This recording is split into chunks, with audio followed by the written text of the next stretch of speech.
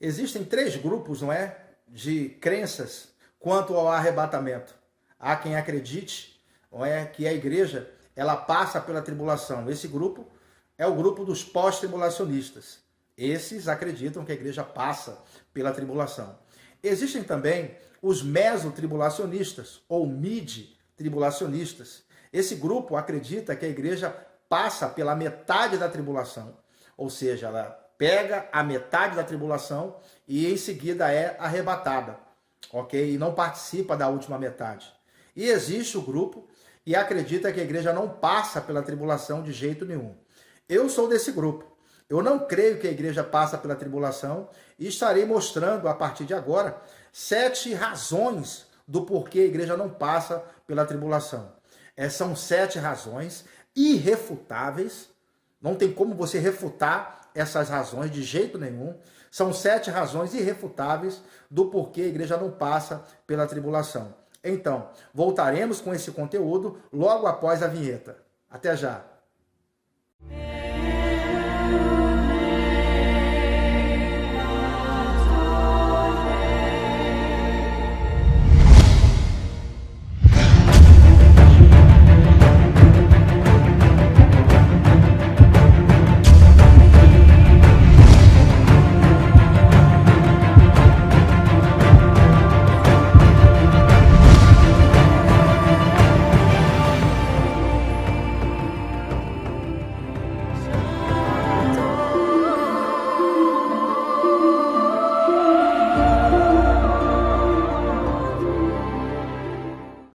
Olá, queridos, graça e paz, aqui é o professor Antônio Lira, seja bem-vindo ao nosso canal. Se você é novo por aqui, se inscreva no nosso canal, dê o seu like, assim você vai estar nos ajudando e fazendo com que o YouTube mostre esse vídeo para mais pessoas, ok? Então, ative aí o sininho, não é? Clique no sininho para ativar as notificações e vamos agora direto para o conteúdo. Então, queridos, dando continuidade aqui ao nosso vídeo, não é? Se você não assistiu o vídeo anterior, assista. Eu estou tratando aqui do assunto 7 razões do porquê a igreja não passa pela tribulação. Eu já apresentei aqui 2 razões e nós estamos na 3ª razão do porquê a igreja não passa pela tribulação. A primeira razão é que Deus não condena o justo com o ímpio. A segunda razão é porque a tribulação é destinada para os pecadores e para os judeus. E a 3ª razão do porquê a igreja não passa pela tribulação é que o arrebatamento perderia o seu propósito se a igreja passasse pela tribulação. Então, a igreja não passa pela tribulação, porque se ela passar, o arrebatamento ele perderia o seu propósito. Eu gostaria de falar um pouco aqui sobre a doutrina dos pós-tribulacionistas. Os pós-tribulacionistas é aquele grupo de pessoas e acredita que a igreja passa pela tribulação e ela é arrebatada no final. E aqui nós vemos a imagem de uma noiva espancada. E eu não acredito que Jesus faria isso com a sua noiva. Se você é homem, é casado, você já tem um relacionamento com uma mulher, você sabe que se você provocar uma mulher e você brigar com ela e deixar a mulher com seu sentimento ferido, você sabe que não vai rolar nada à noite, não é na hora da relação. Ela não vai querer nada contigo, não é verdade? E como que Jesus, que conhece muito bem a igreja e recomenda que os maridos tratem bem as suas esposas, lá em Efésios 5, diz que os maridos devem tratar muito bem as suas esposas e não tratar ela com amargura, e a gente deve cuidar dela como cuida do próprio corpo. Como Jesus ia recomendar os homens a tratar bem suas mulheres, se ele iria tratar a sua noiva, que nem é casada com ele ainda, ok? Ainda não aconteceu as núpcias, ele iria maltratar a sua esposa. É loucura pensar que Jesus vem buscar uma noiva assim, ó, toda arrebentada. É loucura pensar. Então a doutrina pós-tribulacionista, ela não se encaixa nem no argumento social que nós vivemos hoje, em que alguém vai espancar a noiva antes do casamento e depois querer levar a noiva para a núpcia. Claro que não vai ter nada. É loucura pensar que isso vai acontecer. É mais ou menos essa imagem que os pós-tribulacionistas, eles querem que aconteça. A igreja, ela passa por toda a tribulação e no final Jesus então vem se encontrar com ela. Rapaz, isso é ilógico você pensar um negócio desse. A noiva toda espancada vai se encontrar com Cristo. Então isso não tem cabimento. De que o arrebatamento, ele perderia, não é, completamente o seu propósito. Porque na verdade, qual é o propósito do arrebatamento? É justamente pôr a igreja a salvo da tribulação. Então se a igreja passar pela tribulação, o arrebatamento, ele perde o seu propósito, já que o propósito do arrebatamento é pôr a igreja a salvo. É simples demais para se complicar algo tão simples assim. Então, a igreja não passa pela tribulação, simplesmente porque é propósito de Deus, com o arrebatamento, colocar a igreja a salvo. E Jesus falou sobre o arrebatamento. E falou de forma bem sutil. Jesus, ele falou isso em João 14, do 2 ao 3. Está disfarçado, não está explícito, não é? Mas ele fala de um período em que a gente moraria no céu. Ele diz, na casa de meu pai há muitas moradas. Se não fosse assim, eu vou-lhe teria dito. Vou preparar-vos lugar. E quando eu for e vos preparar lugar, eu virei outra vez e vos levarei para mim mesmo, para que onde eu estiver, estejais vós também. Então Jesus aqui, ele falou sobre as moradas. E tem muita gente que quer interpretar isso aqui, em primeiro lugar, de forma espiritualizada. Eu não estou dizendo que é errado você espiritualizar algumas passagens da Bíblia. Eu só estou dizendo que não é a primeira coisa que se deve fazer. Porque o primeiro tipo de interpretação que devemos buscar é a literal. Ok? E depois sim a gente busca o sentido simbólico, depois o sentido figurado, e tudo isso deve estar submetido ao sentido literal. Por que devemos interpretar a Bíblia literalmente? Porque os rabinos interpretaram a Bíblia assim, pelo menos só existia o Antigo Testamento, não é? Jesus interpretou o Antigo Testamento assim, os discípulos interpretaram o Antigo Testamento assim, de forma literal. E por que nós queremos, em primeiro lugar, espiritualizar? É claro que moradas aqui pode significar habitação, como nós veremos a seguir no dicionário bíblico de grego. Vamos ver isso a seguir. Mas é claro que pode caber, então, a morada aqui ser nós como habitação do Espírito. Pode caber isso? Sim, pode caber. Pode caber também a posição que Cristo nos colocou assentados com Ele no lugar de autoridade. Não é? A igreja está assentada com Cristo nos lugares celestiais, no lugar de autoridade. Então, moradas aqui pode significar uma posição de autoridade, no caso, lugar aqui, né? Pode significar lugar de autoridade, claro que pode. Sim, não estou dizendo que não pode. Mas o primeiro tipo de interpretação que temos que buscar é a literal, para que a gente não venha cometer erros doutrinários. Ok? Então eu quero te mostrar aqui que a palavra lugar, no grego, é a palavra mone, que significa em primeiro lugar, aqui tá vendo? Primeiro lugar. Lugar físico mesmo, depois morada, depois habitação, depois residência. Então moradas significa lugar, morada, habitação, residência, ok? Fazer habitação, então quando ele diz que ia preparar lugar, é fazer mesmo habitação. E em último lugar, é uma metáfora do Deus Espírito Santo que habita nos crentes. Observe então que existe uma ordem na interpretação. Então, em primeiro lugar, quando Jesus falou sobre moradas, ele estava se referindo a moradas físicas mesmo. Então, se a igreja passar pela tribulação, subir e descer com Cristo ao mesmo tempo, esse versículo aqui não se cumpre. A igreja precisa passar um período no céu. E nós vamos passar um período no céu, morando nessas moradas aqui 7 anos. Ok? 7 anos. E após os 7 anos, no final, a gente vai falar sobre isso, desse estudo ainda. Ao final dos 7 anos, nós voltamos com Jesus. E eu vou te mostrar pelo menos 5 versículos que mostram que a igreja volta com Jesus no final da tribulação. Aguarde aí. 5 versículos que mostra que a igreja fica só 7 anos no céu e ela volta após o final da tribulação, volta com Jesus. Porque o texto diz que quando, aonde eu estiver, Jesus falando, estejais vós também. Ou seja, se Jesus volta, a gente volta com ele. Entende? Aonde ele estiver, a gente tem que estar com ele, acompanhando ele. Então, porque Jesus volta, a igreja volta com ele, e eu vou te mostrar 5 versículos no final. Então, se a igreja passar pela tribulação, como os pós-tribulacionistas afirmam, subir e descer ao mesmo tempo, esse versículo não se cumpre e você tem que pegar ele e tirar da Bíblia. Como você não pode fazer isso?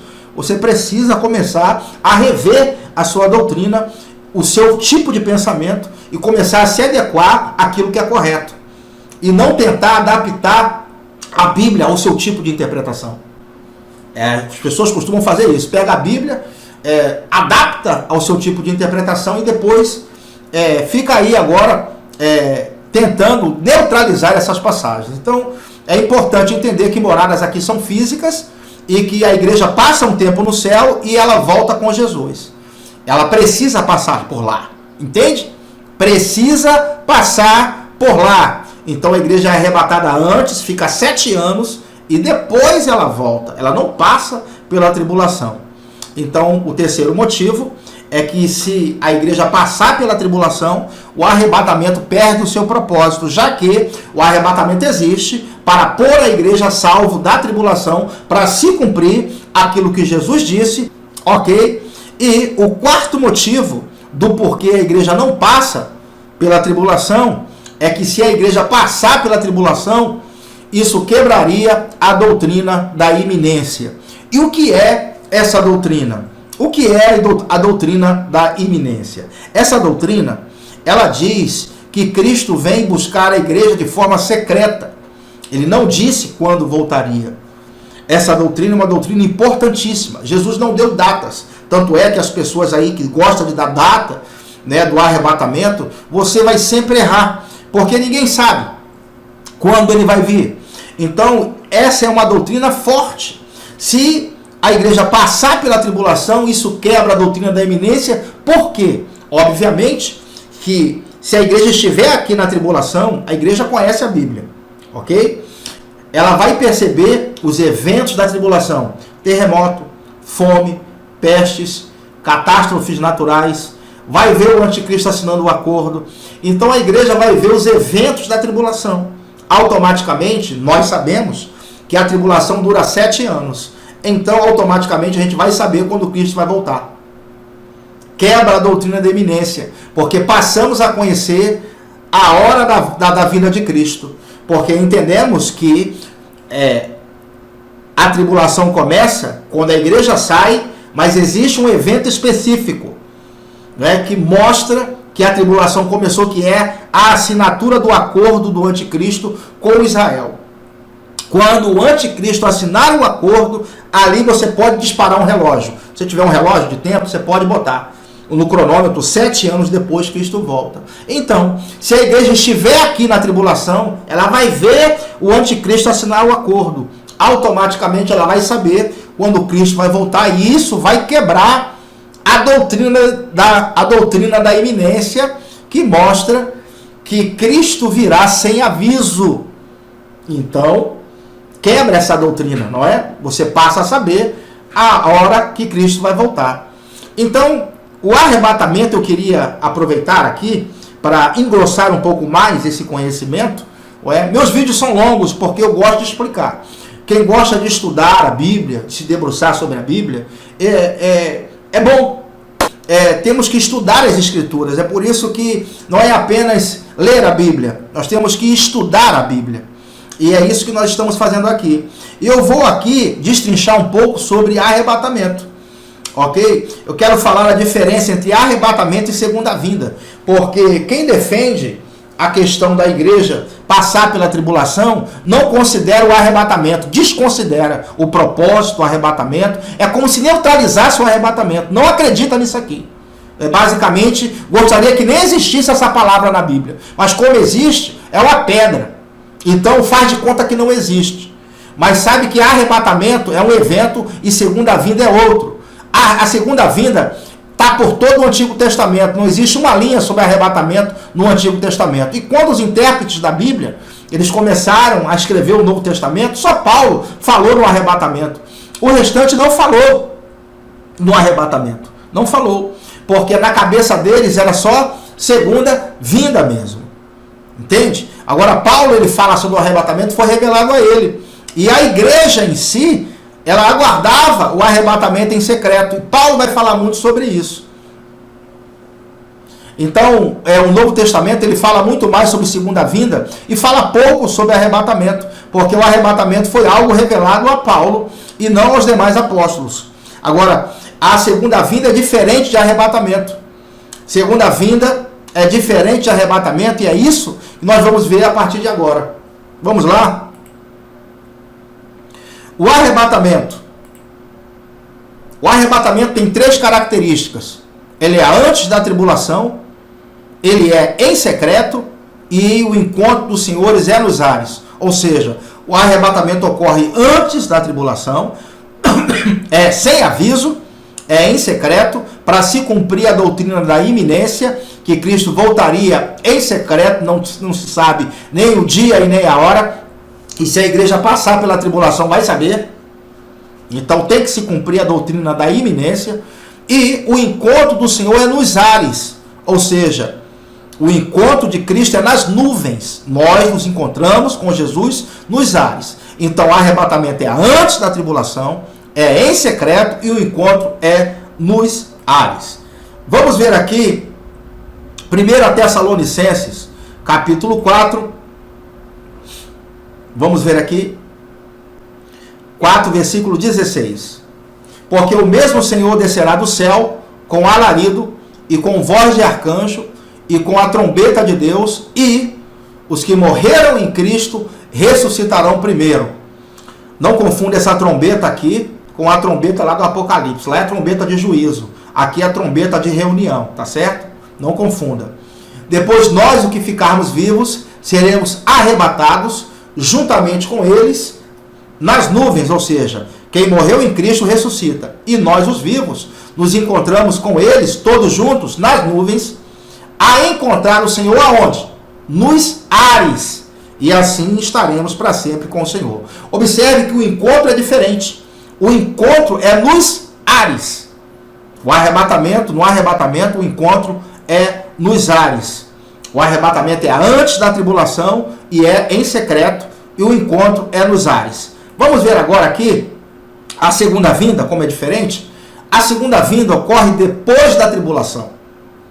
Todo olho verá, ou seja, não é em secreto. Vai ser visível a vinda de Cristo aos olhos de todos. E Cristo pisa na terra. O encontro não é nos ares. Pisa na terra. É um evento diferente. Observe que segunda vinda é depois que passar a tribulação.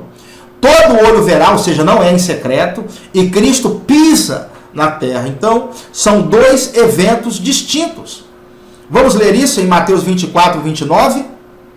Logo em seguida, a tribulação, ou seja, depois da tribulação, daqueles dias, o sol escurecerá, a lua não dará a sua claridade, as estrelas cairão do firmamento e os poderes do céu serão abalados. Então aparecerá no céu o sinal do Filho do Homem, e todos os povos da terra se lamentarão e verão. Percebe? Como todo olho verá, é diferente, não é em secreto, é visível e é depois da tribulação.